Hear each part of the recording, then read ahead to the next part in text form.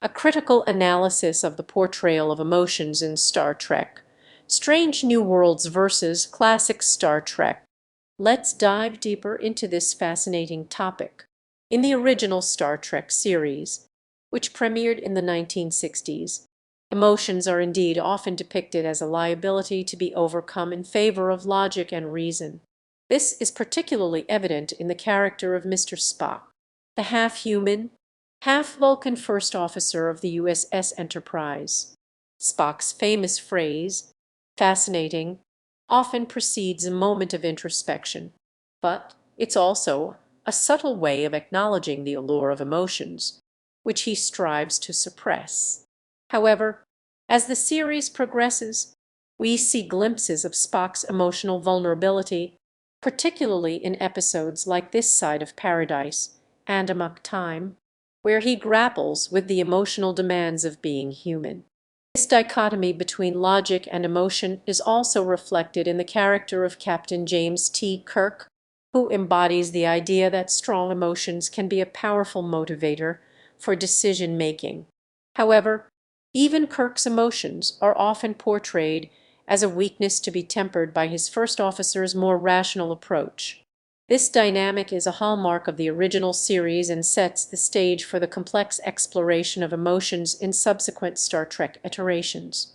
As we move into the 1990s and the introduction of the Next Generation, we find a more nuanced portrayal of emotions, where characters like Worf and Beverly Crusher confront the emotional implications of their choices and relationships.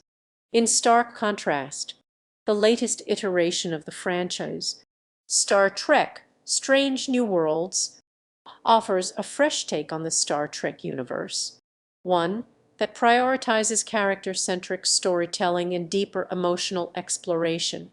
This new series, which serves as a prequel to the original series, boasts a more modern and inclusive approach to emotions, where characters are encouraged to express themselves freely, without judgment. The show's protagonist, Captain Christopher Pike, is a more empathetic leader than Kirk or even Spock, and his willingness to engage with his emotions has a profound impact on those around him. By doing so, the show challenges the notion that emotions are inherently a weakness and instead posits that they are a fundamental aspect of what makes us human. Let's dive deeper into the distinct approaches to emotion in these two Star Trek franchises. Star Trek: Strange New Worlds, which is a direct spin-off of the original series, seems to adopt a more dramatic and introspective tone, particularly when it comes to character emotions. In this iteration, the emotions of the crew are often laid bare, and their vulnerabilities are highlighted through more explicit and sentimental storylines. For example, the episode Masks delves into the backstory of Dr. Mzbenga, where we see the pain and guilt he's carried for centuries. This episode humanizes the character in a way that was less common in the original series, making him more relatable and endearing to the audience. In contrast, the classic Star Trek series, which premiered in the 1960s, tended to take a more subtle approach to character emotions. While not completely avoiding emotional portrayals, the original series often opted for a more cerebral and logic-driven narrative, which meant that characters' emotions were often kept in check or subtly hinted at. For instance, the character of Mr. Spock, with his half-human and half-Vulcan heritage, often served as a symbol of the rational versus emotional divide.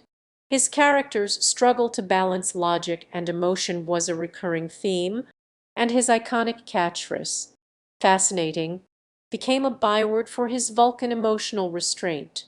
This more stoic approach to emotion not only reflected the time period in which the show was written, but also served a purpose in highlighting the character's ability to think clearly, even in the face of adversity. Differing approaches to emotion in these two series are also reflective of the cultural and social context in which they were created. Star Trek: Strange New Worlds, with its more modern and nuanced take on emotions, is very much a product of our contemporary understanding of mental health and emotional well-being. The show's willingness to tackle complex emotional themes and vulnerabilities is indicative of a societal shift towards greater acceptance and open discussion of mental health issues. On the other hand, the classic series, which emerged during the Cold War and the Civil Rights era, had to navigate a more restrictive cultural landscape. The show's more restrained approach to emotion may have been a deliberate attempt to appeal to a wider audience and to emphasize a more rational, problem-solving approach to issues, which was in line with the values of the era. By examining the differences in these approaches, we can gain a deeper understanding of the social and cultural contexts that shaped the original series and its more recent iteration.